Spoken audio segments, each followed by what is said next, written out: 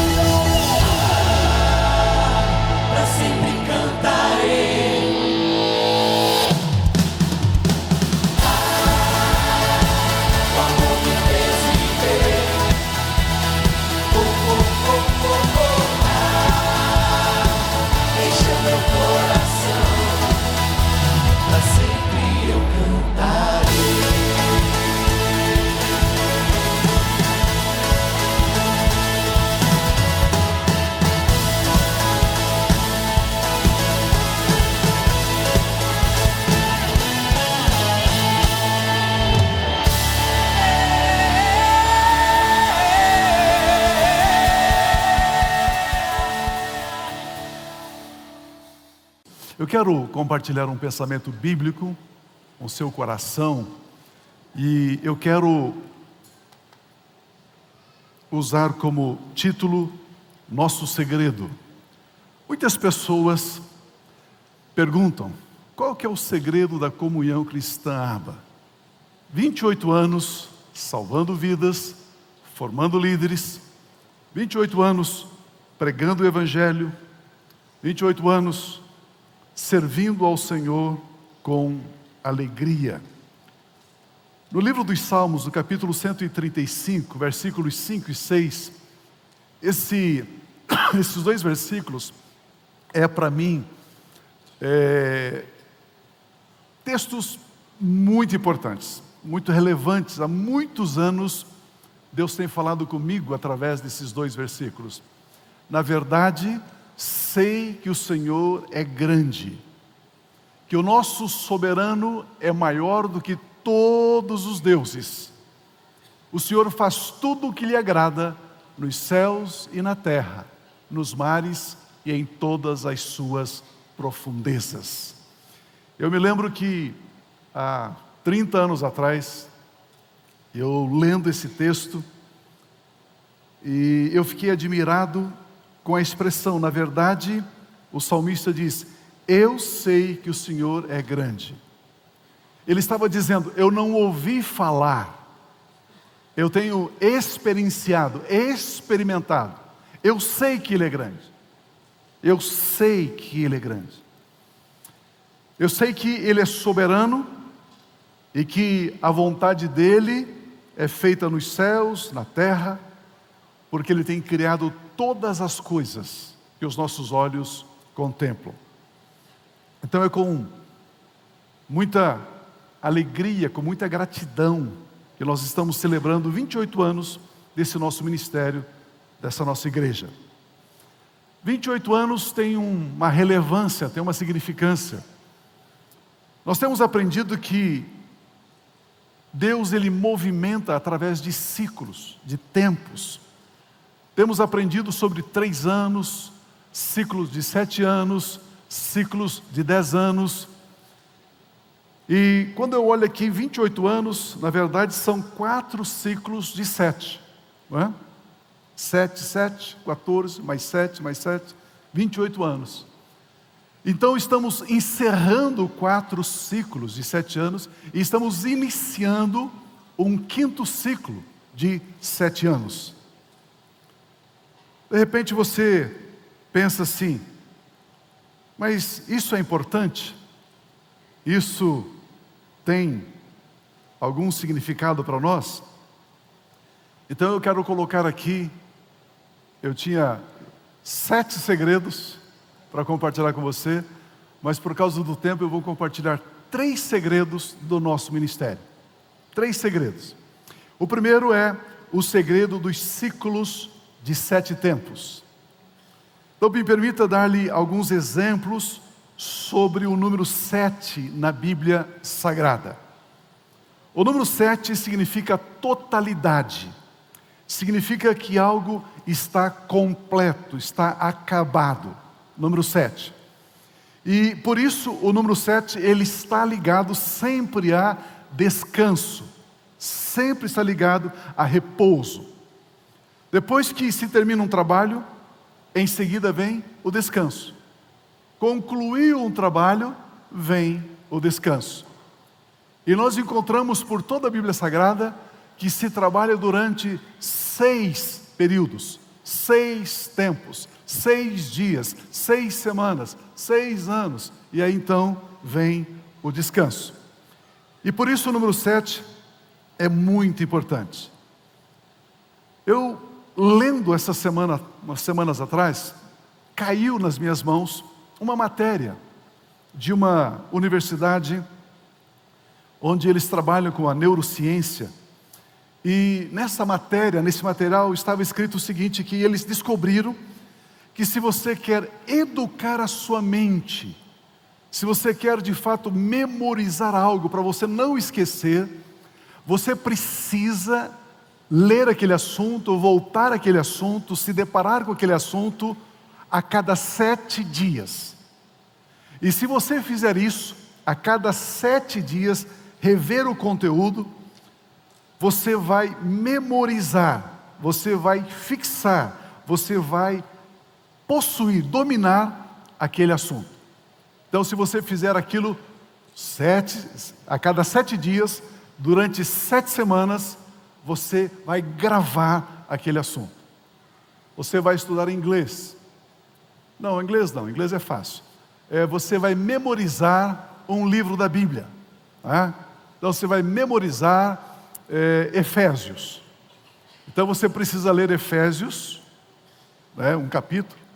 Daí 7 dias você tem que ler de novo. Depois 7 dias ler de novo.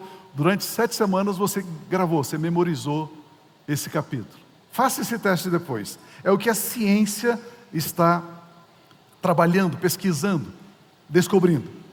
Se você não mexer em um assunto durante 3 semanas, o cérebro entende que não é mais importante, então o cérebro ele descarta aquele assunto.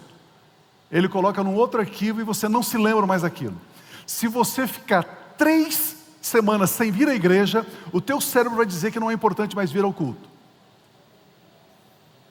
E ele vai dizer assim, fica em casa. Perceba? Então, se você quer, de fato, construir um bom hábito, você tem que repetir aquela tarefa a cada 7 dias. A Bíblia é um livro sétuplo. Ela começa com 7 e termina com 7. Assim como Moisés, ao escrever a Bíblia, ao escrever Gênesis, Êxodo, Levítico, Número, Deuteronômio, Gênesis capítulo 1, versículo 1, são 7 palavras em hebraico. Se você for lá para Apocalipse, você vai encontrar as últimas declarações de Deus, são 7 as declarações que Deus faz ali em Apocalipse. O número 7 na Bíblia nos transmite a ideia de totalidade, conclusão, consumação, perfeição. 7 na Bíblia é o número máximo de Deus, o número limite de Deus nos planos que Ele tem para com o homem. Quando Deus termina um ciclo da criação e inicia outro, Deus coloca 7 pares de animais limpos dentro da arca de Noé. Gênesis capítulo 7, versículo 2, diz assim: leve com você 7 casais de cada espécie de animal puro, macho e fêmea, e um casal de cada espécie de animal impuro, macho e fêmea. O primeiro homem que andou com Deus, ele foi trasladado para o céu, e ele era o 7º depois de Adão. Judas capítulo 1, versículo 14 diz assim: Enoque, o 7º a partir de Adão, profetizou acerca deles: vejam, o Senhor vem com milhares de seus santos. A promessa que Deus fez a Abraão de abençoá-lo, está lá em Gênesis, depois você pode ler. A promessa que Deus fez tem 7 partes. É feito de 7 partes. Eu vou fazer de você uma grande nação, eu vou abençoar você, engrandecer você, você será uma bênção, você vai abençoar aqueles que te abençoarem, amaldiçoar os que te amaldiçoarem, e em ti serão benditas todas as famílias da terra. Quando Isaac abençoa Jacó, ele profere 7 bênçãos, não 6, não 8. Em Gênesis capítulo 41, versículo 4, diz assim: então as vacas feias e magras comeram as 7 vacas belas e gordas. Nisto o faraó acordou. Você conhece o sonho de faraó que José interpretou. 7 espigas mirradas devoravam 7 espigas grandes e cheias. Isso no sonho de faraó. As roupas do sacerdote, quando Deus ele instituiu o sacerdócio, tinha 7 peças, a roupa do sacerdote. Levíticos capítulo 8, versículos 10 e 11, quando Moisés está dedicando, consagrando o tabernáculo, depois Moisés pegou o óleo da unção e ungiu o tabernáculo e tudo o que nele havia, e assim os consagrou. Aspergiu 7 vezes o óleo sobre o altar, ungindo o altar e todos os seus utensílios e a bacia com o seu suporte para consagrá-los. A Bíblia diz que ele ungiu 7 vezes. No 7º ano, a palavra de Deus diz que o povo hebreu, ele tinha que deixar a terra descansar. No 7º ano não haverá trabalho na terra. O ano do jubileu ocorria após 7 semanas de anos, diz a palavra de Deus. A festa dos tabernáculos durava 7 dias. Deus faz a mulher estéril, conforme diz Ana em 1 Samuel, ter 7 filhos. Olha esse texto de 1 Reis, capítulo 19, versículo 18. No entanto, fiz sobrar 7.000 homens, 7.000 pessoas em Israel, todos aqueles cujos joelhos não se inclinaram diante de Baal, e todos aqueles cujas bocas não o beijaram. Você conhece a história de Naamã? Ele mergulhou 7 vezes no rio Jordão. 1 Reis capítulo 6, versículo 38, diz assim: no mês de Bul, o 8º mês do 11º ano, o templo foi terminado em todos os seus detalhes, de acordo com as suas especificações. Salomão levou 7 anos para construí-lo. Aleluia. A palavra de Deus diz que ela é purificada 7 vezes. A fornalha que Nabucodonosor mandou aquecer para matar Sadraque, Mesaque e Abdenego, o texto diz que ela foi aquecida 7 vezes. Atos capítulo 6, versículo 3. Foram escolhidos 7 homens. Irmãos, escolha entre vocês 7 homens de bom testemunho, cheios do Espírito Santo e de sabedoria. Passaremos a eles essas tarefas. Aleluia. Eu tenho 368 textos na Bíblia falando sobre o ciclo dos 7. Deus trabalha em 7 horas, Deus trabalha em 7 dias, Deus trabalha em 7 semanas, Ele trabalha em 7 meses, Ele trabalha em 7 anos e Ele trabalha em 7 séculos. Tudo isso está na Bíblia. Eu estou mencionando esses exemplos para despertar em você a atenção para o tempo em que nós estamos vivendo. Nós louvamos a Deus Pai, o Todo-Poderoso, Criador dos céus e da terra, pelos 28 anos que Ele nos deu, pelos 4 ciclos de 7, e também pelo próximo período de 7 anos que estamos iniciando agora, hoje. Em 1 Crônicas, capítulo 12, versículo 32, olha esse texto como ele é impressionante. Da tribo de Issacar, 200 chefes que sabiam como Israel deveria agir em qualquer circunstância, comandavam todos os seus parentes. Eu quero uma versão agora, uma versão mais pentecostal.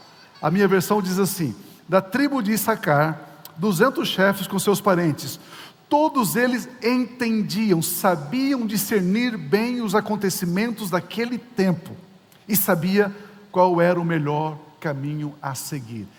200 pessoas que discerniam o tempo, entendiam o tempo. A Rússia está atacando a Ucrânia. Eles entendiam o tempo. Eles discerniam o tempo.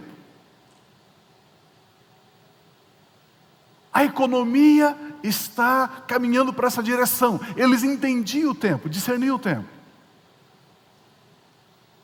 Em Daniel, capítulo 9, de 1 a 3, diz que Dario, filho de Xerxes, da linhagem dos Medos, foi constituído governante do reino babilônico. No primeiro ano do seu reinado, no primeiro ano do seu reinado, eu, Daniel, compreendi, lendo as Escrituras, eu compreendi, conforme a palavra do Senhor dada ao profeta Jeremias, que a desolação de Jerusalém iria durar 70 anos. Por isso, me voltei para o Senhor Deus com orações e súplicas, em jejum, em pano de saco e coberto de cinzas. Esse texto diz que Daniel estava lá no cativeiro babilônico. E ele, lendo as profecias do profeta Jeremias, ele descobriu pela Bíblia que Deus havia profetizado que o cativeiro babilônico duraria 70 anos. Ele faz a conta e diz: terminou o cativeiro. Nós vamos voltar agora para a nossa terra, para a nossa pátria. Me permita revelar os segredos do nosso ministério. O primeiro é esse: nós temos aprendido a discernir os tempos. Nós temos aprendido a ler os tempos.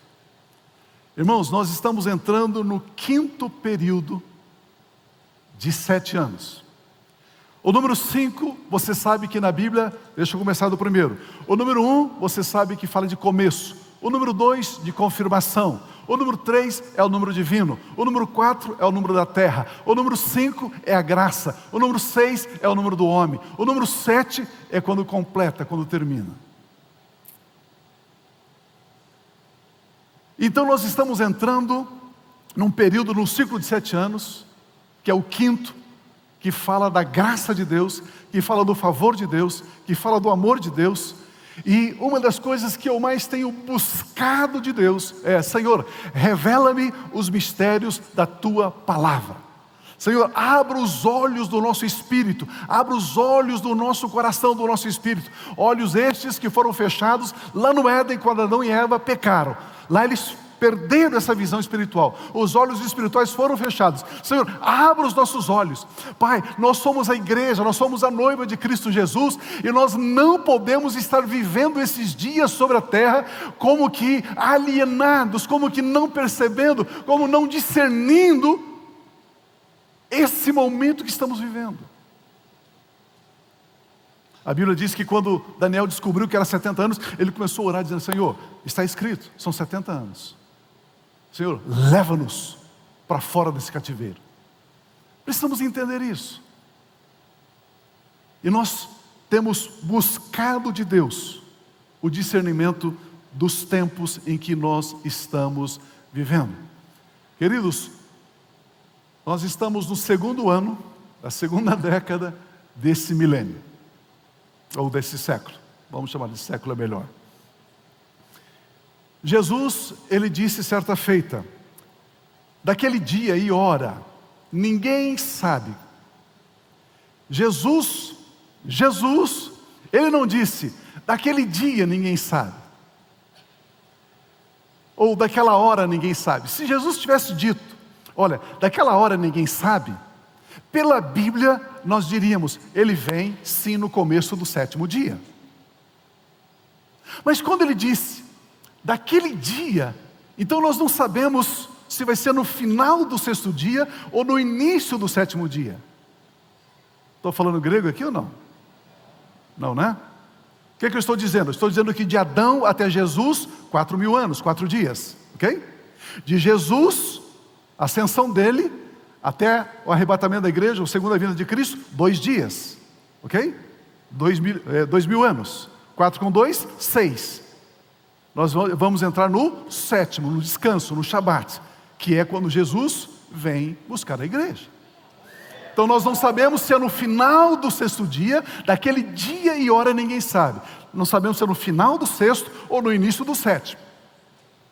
Uma coisa nós podemos dizer: a igreja tem feito tanta confusão. Eu recebo alguns videozinhos assim, dá vontade de chorar. Pastores pregando: Deus me trouxe aqui para te dizer. Não é verdade. Deus nunca iria colocar essa palavra na boca daquelas pessoas que estão dizendo algumas coisas. Jamais, jamais, jamais. Ele não vai contra a palavra dele. Não vai. Queridos, o arrebatamento da igreja é um ato, é um acontecimento. A segunda vinda de Cristo é outro ato, é outro acontecimento. Ah, pastor, a igreja vai passar pela tribulação. Então você vai ficar aqui, meu irmão, porque eu não vou passar. Mas por que a igreja não vai passar pela tribulação? Porque o corpo de Cristo já sofreu uma vez e ele não vai sofrer 2 vezes. E a igreja, nós somos o corpo de Cristo Jesus. É muito simples.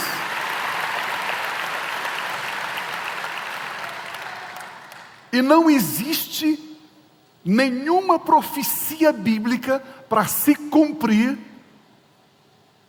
para que aconteça o arrebatamento da igreja.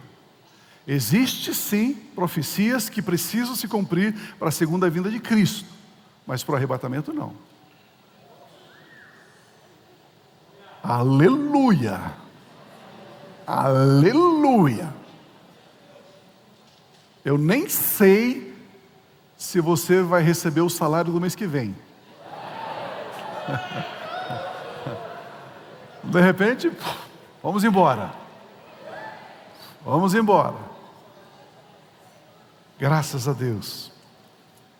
Então esse é um dos segredos do nosso ministério. Nós queremos discernir o tempo. Existem alguns acontecimentos, as pessoas ficam assim preocupadas, mas está escrito na palavra. Já foi anunciado que isso seria assim. Porque precisamos discernir os tempos. O segundo segredo que eu quero compartilhar com você é a respeito da vitória de Cristo Jesus. A vitória de Jesus. Queridos, nós cremos na vitória de Jesus. Nós cremos. Jesus não é alguém limitado, alguém incapaz, alguém que vai ser derrotado, vai ser vencido. Não, longe disso. Efésios capítulo 6, versículo 12 diz assim: pois a nossa luta não é contra os seres humanos, mas contra os poderes e autoridades, contra os dominadores deste mundo de trevas, contra as forças espirituais do mal nas regiões celestes. A nossa luta é nas regiões celestes. Está dizendo o texto bíblico. A palavra luta aqui não significa enfrentamento, como se fôssemos gladiadores em uma arena. Não, a palavra luta aqui é não permitir que Satanás se levante e atue livremente hoje, nesse tempo, sobre a terra. Lutar é manter o diabo paralisado debaixo dos nossos pés. É isso que significa a palavra luta aqui no grego. A arma que nós usamos para manter Satanás paralisado, inoperante, a arma é a palavra de Deus. Olha o versículo 17: use o capacete da salvação e a espada do Espírito, que é a palavra de Deus. Não é a palavra aqui, não é a espada do Espírito Santo, mas sim a palavra de Deus dada a nós, ao nosso espírito. Esse texto ali está errado do jeito que está escrito. A espada do Espírito, do nosso espírito, é a palavra de Deus. E nós usamos a espada do Espírito para mantermos Satanás vencido, derrotado, inoperante sobre a face da terra. Quando nós não sabemos a respeito da vitória de Cristo, quando nós desconhecemos o poder da palavra, o poder da espada do Espírito, Satanás, ele começa a matar, a roubar e destruir. Como é que se usa a espada do Espírito, pastor? Declarando a palavra de Deus. Isso mesmo, é a declaração da palavra de Deus que mantém paralisado e inoperante Satanás e seus demônios. A palavra de Deus é a espada do nosso espírito, somos nós quem usamos a palavra de Deus. E o Espírito Santo, quando nós usamos a palavra de Deus, ele opera aquilo que a palavra contém. Como usar a palavra de Deus? A palavra de Deus deve ser declarada, confessada, verbalizada, misturada com fé. Quando declaramos a palavra de Deus, nós tiramos a espada da bainha. A Bíblia Sagrada aberta no Salmo 91, lá na sua casa, não tem eficácia. É como uma espada dentro da bainha. Mas quando você declara com fé, é uma espada cortante de 2 gumes, de 2 fios. Aleluia. Além disso, a declaração da palavra de Deus libera o poder criador da palavra. A palavra, ela é semente. Quando você declara a palavra, você está semeando a palavra. E a Bíblia diz que a palavra de Deus, ela é incorruptível. É uma semente incorruptível, ou seja, tem altíssimo poder germinador. E quando confessamos a palavra de Deus, nós semeamos ela. E ela vai germinar, ela vai crescer e ela vai frutificar abundantemente. Quando você declara ela uma vez, você lança a semente. Quando você declara a mesma palavra, a segunda, a terceira, a quarta vez, você está regando aquela semente para que ela possa germinar. Queridos, se eu pudesse dizer assim: pastor, qual é o segredo na sua vida? O meu segredo é esse: é pegar a palavra, é declarar a palavra, declarar a palavra, declarar a palavra, declarar a palavra. É isso que é a minha vida. É assim que nós chegamos aqui durante 28 anos. Assim como existem sementes de frutas, de cereais, de legumes, assim também a palavra de Deus tem sementes distintas. Sementes de saúde, sementes de abundância, sementes de vitórias, sementes de segurança, sementes de triunfo. Semear cada tipo de semente para colher frutos específicos tem sido o nosso segredo. A Bíblia Sagrada nos ensina claramente a importância de semear a palavra de Deus. Deixa eu contar uma historinha aqui para você, e você já me viu contar, mas eu quero repetir. Isso vai ajudar você. Gênesis 15, de 1 a 6. Depois dessas coisas, o Senhor falou a Abrão, não a Abraão, a Abrão, numa visão: não tenha medo, Abrão, eu sou o seu escudo, grande será a sua recompensa. Mas Abrão perguntou: ó soberano Senhor, que me dará se continuo sem filhos, e o herdeiro que possuo é Eliezer de Damasco? E acrescentou: tu não me deste filho algum, um servo da minha casa será o meu herdeiro, Deus. Abrão disse para Deus isso. Então o Senhor deu-lhe a seguinte resposta: seu herdeiro não será este Eliezer, um filho gerado por você mesmo será o seu herdeiro. Levando-o para fora da tenda, disse-lhe: olhe para o céu e conte as estrelas, se é que pode contá-las. E prosseguiu: assim será a sua descendência, Abrão. Abrão creu no Senhor, isso foi-lhe acreditado como justiça. Uau! Pense comigo. É um quadro aterrador. É um quadro terrível. Aliás, todas as vezes que você lê a palavra terrível na Bíblia, ela se refere a uma manifestação de Deus. Nunca tem um texto bíblico dizendo que o diabo é terrível. Não, não, não. Deus é terrível. Você tem dúvida? Hoje à noite começa a ler em Gênesis, até amanhã de manhã, chega até Apocalipse. Você vai ver que você não vai achar o versículo lá. Terrível é o nosso Deus. Terrível é o nosso Deus. É uma experiência terrível. Deus fala com ele. Ele começa a dialogar com Deus. Deus mostra as estrelas. Ele não consegue contar. Deus diz: assim será a sua descendência. E o texto diz que ele creu em Deus. Você precisa entender que Abraão nunca tinha ouvido falar a respeito de Deus. A Bíblia diz que Abraão era um idólatra. Ele tinha deuses lá na região de Ur.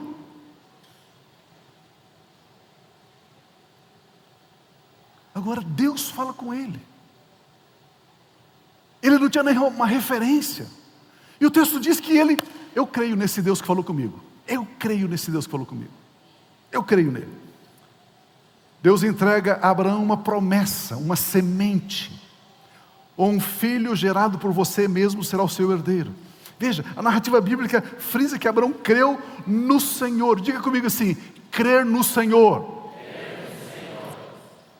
Nós que professamos a fé cristã, não temos nenhuma dificuldade em crer em Deus, em crer em Cristo Jesus, crer na graça e no amor de Deus. Mas neste momento, Deus falou a Abraão, ele tinha 75 anos de idade. Como eu disse, ele não conhecia Deus, ele não sabia de nenhuma história sobre Deus, não conhecia os feitos de Deus. Mas neste momento, Abraão foi marcado por esse encontro. Acendeu dentro dele uma chama de fé, a fé que o sustentou durante 25 anos, até nascer Isaac. A Bíblia Sagrada diz que depois desse encontro com Deus, passa-se então esses 25 anos, e Deus mais uma vez vem falar com Abraão. Na verdade, Abrão. O nome Abrão significa pai exaltado. Aí Deus muda o nome dele para Abraão, que significa pai de multidões, pai de nações, pai de muita gente. Abraão creu em Deus. Ele cria em Deus. E ele ficou 25 anos esperando o cumprimento da promessa. Lembra que discernir tempo é muito importante. Pio, mas se Deus prometeu, e Abraão ficou 25 anos, por que Abraão ficou 25 anos esperando o cumprimento da promessa de Deus? Pergunta para mim, por quê? Porque Abraão, ele creu em Deus, mas não creu na palavra de Deus.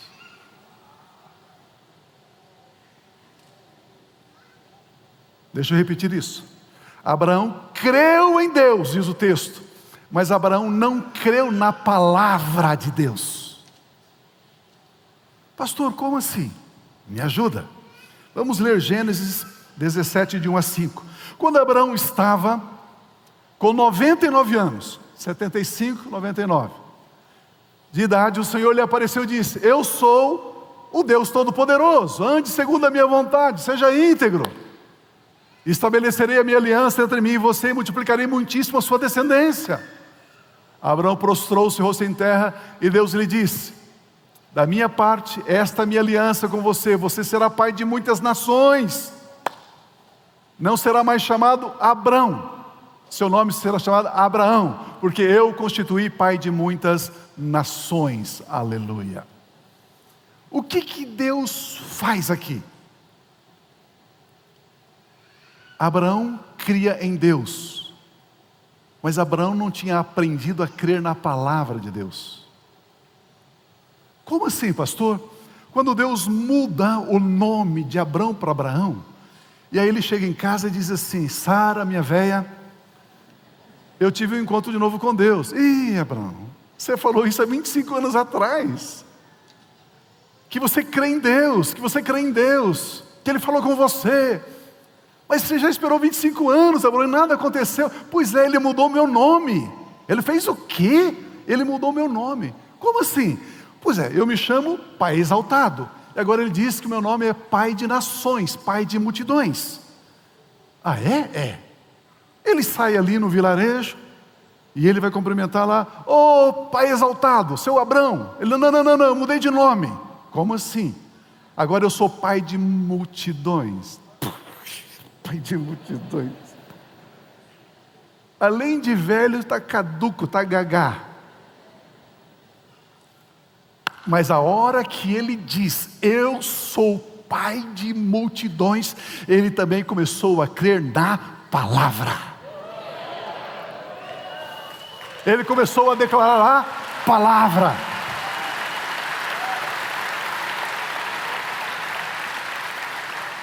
Agora Abraão tinha 99 anos e Deus muda o nome dele.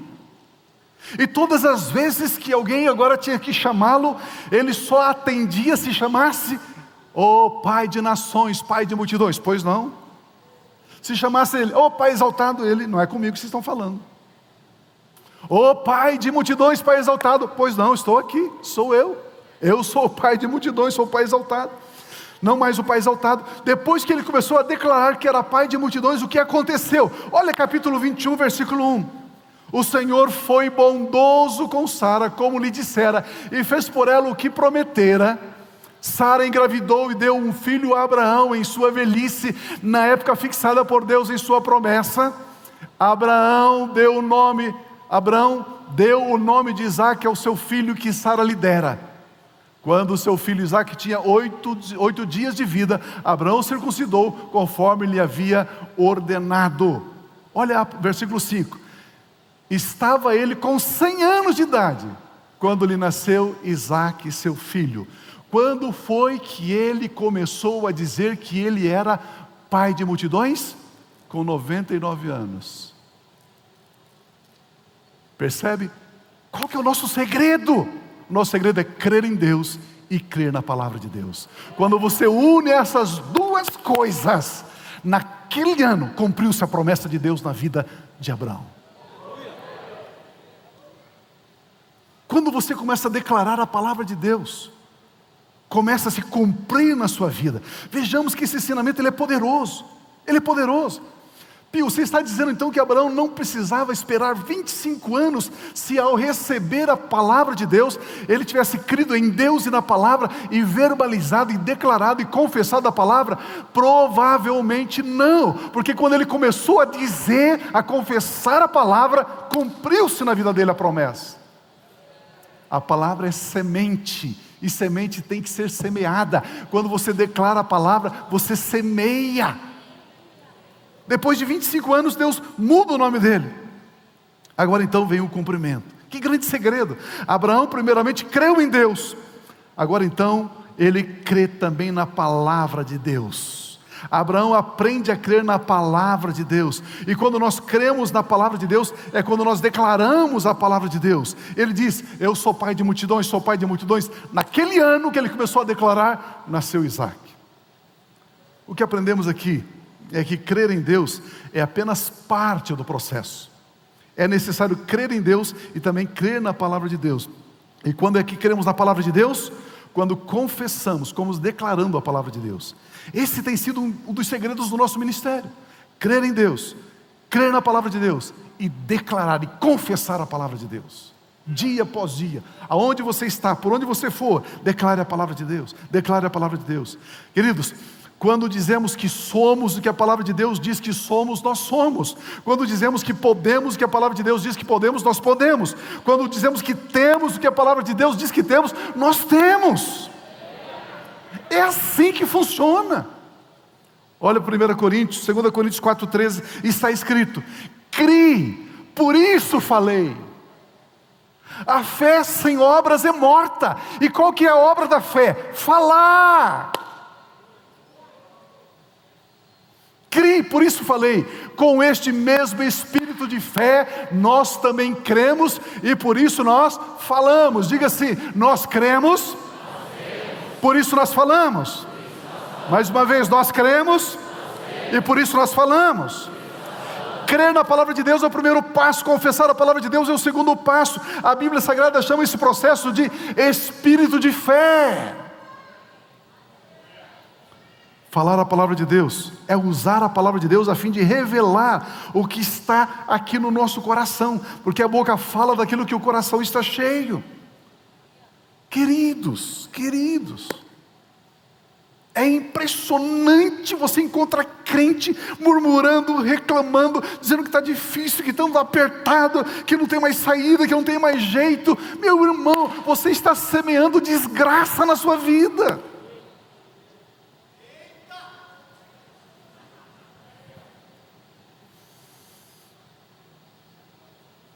É este o espírito de fé, crer em Deus e crer na palavra.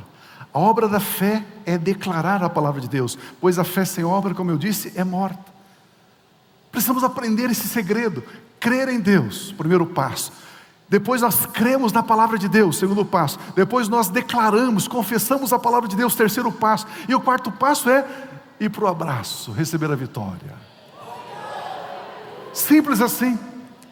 O próprio Senhor Jesus Cristo nos deu o exemplo quando Ele estava sendo tentado pelo diabo lá no deserto.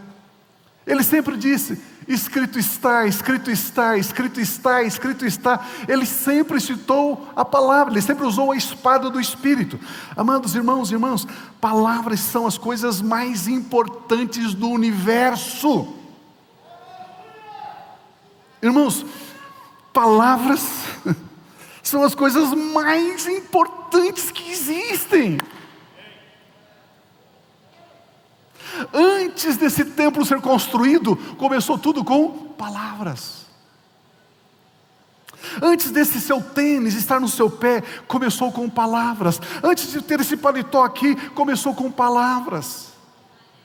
Antes de você se casar, começou com palavras. Você teve que convencer ela, meu irmão, senão você não teria casado. Aí você olha assim e diz: mas aquela jovem, né? Uma jovem tão apessoada, tão bonita, tão elegante, e aquele camarada tão esquisito do lado dela. É que ele sabe falar. Aleluia!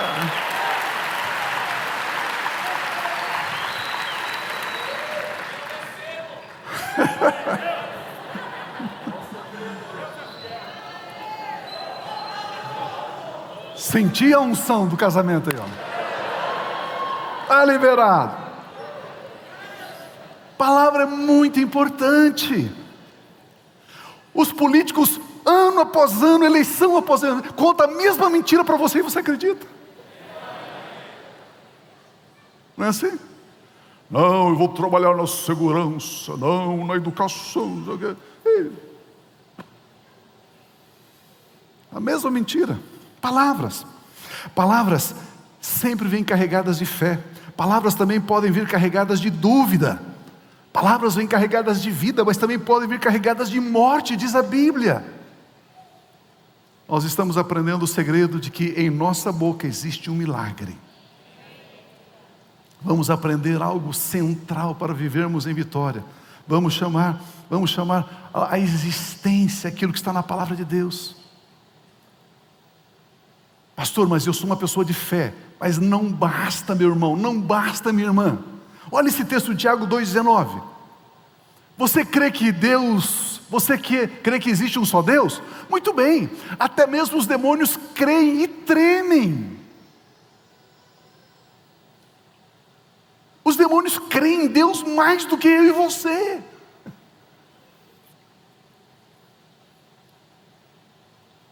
E qual é a diferença? É que eles não confessam a palavra. E eu e você confessamos a palavra. Eu e você cantamos a palavra na música, no louvor. Eu e você abrimos a Bíblia e lemos a palavra e declaramos a palavra. Estamos no carro e citamos a palavra, declaramos a palavra. Veio uma notícia ruim, tal, para afligir você, entristecer você. Você diz, mas está escrito, aleluia. Eu posso todas as coisas daquele que me fortalece, aleluia. Mas o meu Deus, segundo as suas riquezas em glória, já supriu cada uma das minhas necessidades através de Cristo Jesus, aleluia. Eu que habito no esconderijo do Altíssimo, à sombra do Onipotente eu descanso. Eu digo do meu Deus, Tu és o meu Senhor, Tu és o meu refúgio, em Ti eu confio, Senhor, aleluia. Nós declaramos a palavra de Deus.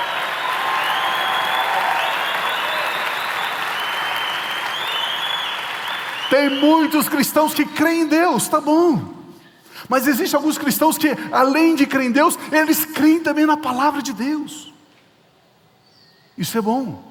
Mas tem alguns cristãos que vão mais além. Eles creem em Deus, eles creem na palavra e confessam a palavra. Esses são extraordinários, esses são excepcionais, esses são mais que vencedores, esses colecionam vitórias, esses colecionam alegria, esses você olha para ele e diz assim, nada de mal acontece a você, meu irmão. Diz, eu tenho a palavra de Deus, eu declaro a palavra de Deus, pela manhã, ao meio-dia, à tarde, eu avanço porque escrito está, aleluia.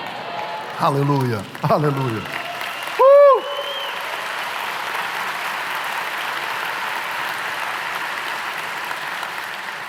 O que eu quero dizer para você, se eu pudesse assim inculcar em você é: quem tem a última palavra na sua vida é a palavra de Deus. Não importa o que digam, o que a palavra diz? A palavra é a última palavra. É diante da palavra que nós nos curvamos. Aprenda a dizer, aprenda a declarar: Tu és o meu escudo, Tu és a minha força, Tu és a minha herança, Tu és a minha torre forte. A palavra de Deus é espiritual, por isso ela controla tudo em nossas vidas. Primeiramente você precisa aprender a se mover no espiritual, e depois você colhe os resultados aqui no material. Antes existia somente o mundo espiritual, depois é que passou a existir pela palavra de Deus o mundo material. Isso significa que a palavra de Deus governa, comanda, administra o mundo material. O nosso segredo é colocar a palavra de Deus no lugar de honra, aleluia. Para encerrar, mais um segredo nosso. Terceiro lugar, o perdão. O perdão. Esse é um segredo. Eu quero destacar ainda que o perdão para nós é essencial. O segredo para um líder não se decepcionar com as pessoas é perdoar. Pastor, o senhor não está decepcionado com fulano? Eu não, já o perdoei. Como que eu vou me decepcionar? Efésios 4:32 diz assim: sejam bondosos e compassivos uns para com os outros, perdoando-se mutuamente, como? Assim como Deus os perdoou em Cristo. Assim como. A palavra assim como no grego significa justamente como, exatamente como. da mesma medida, da mesma maneira. Como foi que Deus nos perdoou? Mediante o sangue do seu Filho Jesus Cristo. Somente o sangue de Jesus pode perdoar o pecado, restaurar a comunhão do homem, de volta com Deus, devolver a autoridade de governo sobre a terra. Somente o perdão de Deus através de Cristo Jesus. Assim como Ele me perdoou, eu perdoo. Que coisa tremenda. Olha 2 Coríntios 5,19, falando do perdão de Deus. Ou seja, que Deus em Cristo estava reconciliando consigo o mundo, não levando em conta os pecados dos homens, e nos entregou, nos confiou a mensagem da reconciliação. Reconciliar aqui é voltar, é ter restaurado a situação favorável de anterior. Ou seja, a obra de Cristo nos colocou na posição que Adão e Eva tinham antes da queda. E a maior posição de Adão e Eva antes da queda, sabe qual que era? Comunhão com Deus. A Bíblia diz: orai sem cessar. E no retiro dos jovens, conversando com alguns jovens, eu perguntei: vocês entendem esse texto? Eles começam a dar risada e dizem assim: não entendo. Por que a Bíblia diz orai sem cessar? Porque no Velho Testamento, o sumo sacerdote podia entrar no Santo dos Santos uma vez por ano. Eu e você podemos entrar a qualquer momento. Isso significa que nós podemos orar sem cessar. Esta comunhão foi restaurada. As obras milagrosas que Jesus Cristo realizou durante o seu ministério terreno, todas elas significam a restauração do governo do homem sobre a criação, aquilo que Adão perdeu. Jesus andou sobre as águas, não era para ele dar um show, não. Ele estava dizendo o seguinte: eu te dou autoridade, domínio de volta sobre os peixes. Ele repreendeu o vento. Ele disse: estou dando autoridade para vocês sobre as aves dos céus. Ele multiplicou pães e peixes. Ele diz assim: estou dando autoridade de vocês sobre toda a terra. Era exatamente essa posição que Adão tinha e perdeu. Mas agora Cristo Jesus nos perdoou. A palavra que resume tudo isso é perdão. Nós sabemos que o diabo tem medo do perdão, por isso o diabo tenta injetar no coração e na alma das pessoas o ódio, pois quem odeia não perdoa. O ódio também é chamado de execração, raiva, rancor, ira, sentimento de aversão. Traduz-se numa forma de antipatia, aversão, desgosto, rancor. O ódio originalmente é uma forma de aversão profunda causada pelo medo, pela raiva. O ódio é um sentimento profundo originado por expectativas frustradas, traições, trapaças, roubos. Mas, irmãos, existe uma arma poderosíssima para destruir o ódio. Esse é um segredo. 1 João 4,19 diz: nós amamos porque Ele nos amou primeiro. Olha o versículo 20: se alguém afirmar eu amo a Deus, mas odiar seu irmão, é mentiroso, pois quem não ama seu irmão, a quem vê, não pode amar a Deus a quem não vê. O que é que destrói o ódio? É o perdão. O que é que move a perdoar? É o amor. O amor a Deus deve ser manifesto às pessoas. Ou seja, se cremos que Deus nunca irá nos decepcionar ou trair, então nós amamos a Deus. E a maneira de demonstrarmos o nosso amor a Deus, disse João, é amando as pessoas. Mas e quando ela nos trair? Você perdoa e continua amando. O perdão vem acompanhado pelo amor, pois a nossa expectativa não se apoia em pessoas, mas em Deus. A pessoa que odeia alguém normalmente sofre de artrite, de artrose, insônia, distúrbios gástricos. O sentimento de ódio destrói não quem é odiado, mas sim quem odeia. Mas a vitória contra o ódio é o perdão. Provérbios 19:11 diz: o bom senso torna o homem paciente com as outras pessoas. A sua grandeza é perdoar o ofensor. Quando perdoamos, nos identificamos com Deus, o nosso Pai. Efésios 4:30 diz assim: não entristeça o Espírito Santo de Deus, com o qual vocês foram selados para o dia da redenção. Versículo 32: sejam bondosos e compassivos uns para com os outros, perdoando-se mutuamente, assim como Deus os perdoou em Cristo. Se recebemos perdão de Deus, nós também podemos perdoar. Se recebemos o amor de Deus, nós também podemos amar. Assim como Deus nos perdoou. O perdão vence o ódio. O perdão nos libera para abençoarmos. O perdão nos faz agir como Deus agiu. O perdão libera a unção do Espírito Santo sobre as nossas vidas. Cremos e reverenciamos a soberania de Deus, o nosso Pai Celestial, quando amamos e quando perdoamos. Por isso, Salmo 135 diz assim: na verdade, eu sei que o Senhor é grande, que o nosso soberano é maior do que todos os deuses. O Senhor faz tudo o que lhe agrada, nos céus e na terra, nos mares, em todas as suas profundezas. 3 segredos: discernir os tempos, crer em Deus, crer na palavra e confessar. 3º segredo: perdoar. Perdoe. Perdoe. Se você perdoa, você não leva a pessoa para o seu quarto, para a sua cama, para a madrugada. Se você perdoa, você não leva ela para o restaurante, você não leva ela para as férias. Você perdoou, você deixou ela. Quando você não perdoa, você carrega ela por onde você vai.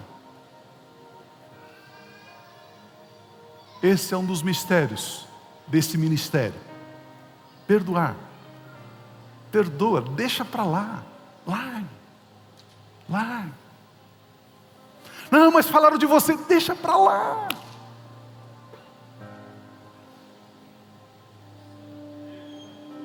Se porventura falaram mal de mim e eu fiz, eu não posso ficar chateado porque eu fiz. É verdade. Se eu não fiz, aliás, se eu não fiz, eu não posso ficar chateado porque é mentira. Estamos livres. Graças a Deus por isso. E ainda, o Tom ontem falou, alguns de vocês não estavam aqui, e seria o meu 4º ponto, mas ele já pregou ontem, eu não vou pregar. Gratidão. Queridos, não tem como uma igreja fazer 28 anos, realizar o que realizamos, avançar como nós avançamos, sem vocês. Não tem como. Ninguém consegue fazer uma obra assim sozinho, não tem como. Não tem como. O amor de vocês, o carinho de vocês, a generosidade. A igreja ficou 4 meses, 5 meses sem uma reunião, sem um culto, e os membros ligando: qual é o número da conta da igreja? Eu quero fazer um depósito do meu dízimo, eu quero fazer minha oferta, eu quero... A generosidade, o zelo, o cuidado, a participação, a atuação, as orações, a unidade. Uau! Por isso, a nossa gratidão. De todo o coração, muito, muito, muito, muito obrigado. Vocês são amados, vocês são especiais, vocês são maravilhosos. Graças a Deus pela vida de vocês. Graças a Deus pela vida de vocês. Aleluia.